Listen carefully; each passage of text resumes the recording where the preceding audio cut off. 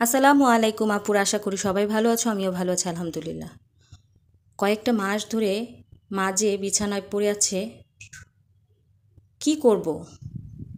আমার এই ছোট্ট আয় থেকে সংসার চালাবো, না মায়ের চিকিৎসা করাবো, না মাকে কিছু ভালো মন্দ খাওয়াবো, কিছু ভেবেই উঠতে পারছি না।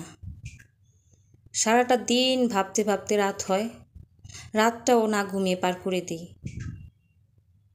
কিভাবে যে কি করব, যার সমস্যা যায় সেই বোঝে। এক একটা দিন এক একটা বছরের মতো হয়ে উঠেছে আমার। যেই দিনটা যায় সেই দিনটাই যেন মনে হয় আজকেই হয়তো শেষ দিন, মার কাছ থেকে ভালোবাসা নেবার। কালকেও চলে গেলে সেই দিনটাও মনে হয় আজকে মনে হয় শেষ দিন, মায়ের থেকে ভালোবাসা নেবার। এই বলে বলে বলে বলে দিনগুলো পার করছি। কিভাবে যে পার করছি সেটা শুধু আমিই জানি। যার দুঃসময় আসে সেই বোঝে যে দুঃসময়টা কিভাবে পার করে। কিন্তু এই চারপাশ দিয়ে দুঃসময়ের মাঝেও একটা কথা মনে পড়ে গেল। হঠাৎ করে মা একদিন বলছিল, মারে আমাকে একটা ইলিশ খাওয়াবি? তখন হঠাৎ করে চোখ দিয়ে পানি বের হয়ে গেল। ভাবলাম, আরে এখন তো ইলিশের সিজন, আমি তো ভুলেই গেছি। আমার মায়ের কত শখ ইলিশ মাছ। ছোটবেলায় আমাদেরকে মস্ত বড় বড় ইলিশ এনে ভেজে খাওয়াতেন।